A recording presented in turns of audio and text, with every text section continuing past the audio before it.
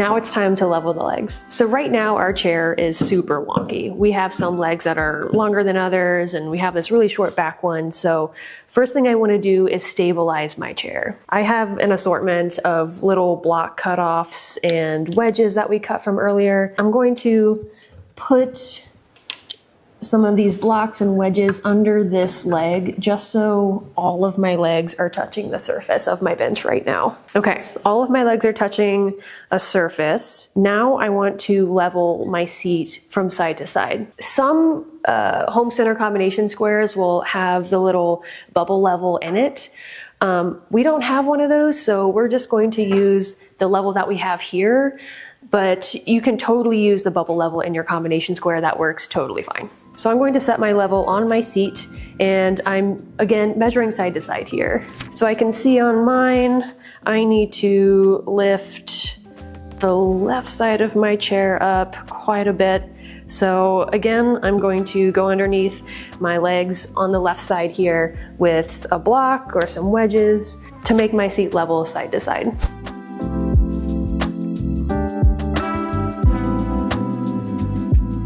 All right, now that our side-to-side leveling looks great, now it's time to level front to back. We got pretty lucky here. Our seat is magically already leveled front to back, but if it weren't, then you would just go about the same process that you did for the side-to-side leveling, adding wedges and blocks underneath the front legs or back legs to level it out. But we get to move on now, we don't have to do that. Now it's time to decide how far back we want our chair to tilt. How far back a chair leans is really important for comfort. We want this to be a super comfy chair, so we're going to make our back legs 2 inches shorter than the front legs. I've hobbled up some pieces of scrap that equal 2 inches tall. I'm going to put this pile on the back edge of my chair. And I'm going to put my level back on top of it. So now that our level is at an angle again, now we need to repeat the process of adding blocks and wedges under the front legs to make our level again.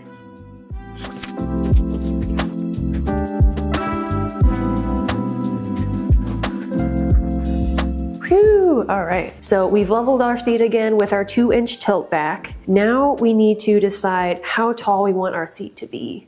Typically for comfort, 17 inches is a good height, but I'm a short person, I got little legs, so I typically like to go a little shorter. For this chair, I'm gonna go 16.5. And the 16.5 measurement is measured from the top of the seat to the ground. To mark your legs, all you need is your bevel gauge and your pencil. I literally just tape my pencil to my bevel gauge. Just make sure that it's stable, it's not rocking much.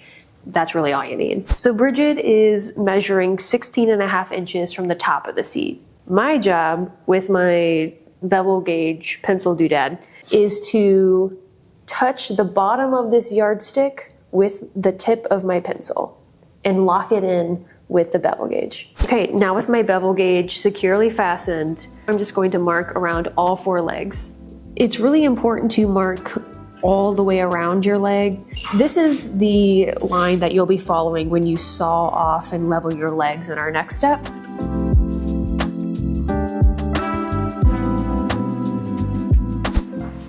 All right, so now that we have all our lines marked, we're gonna saw off the excess material on the legs. If you have a vise, you can clamp this in your vise and use that.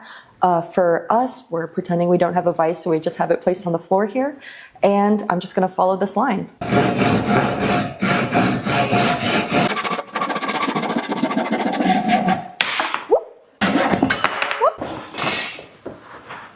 All right, so now the moment of truth. Let's check if it's level to our bench.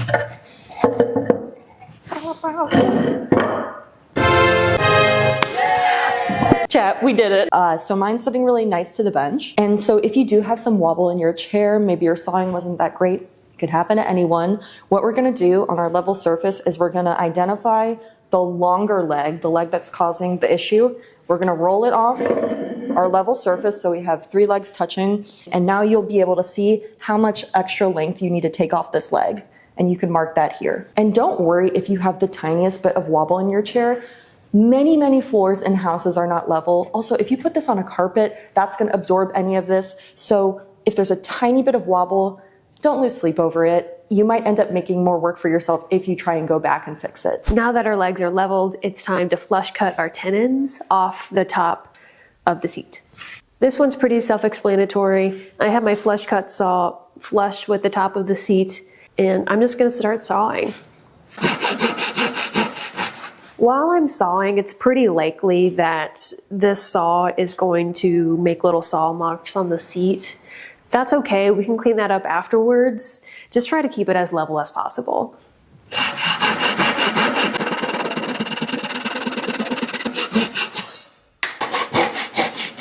So I've flush cut my tenons off.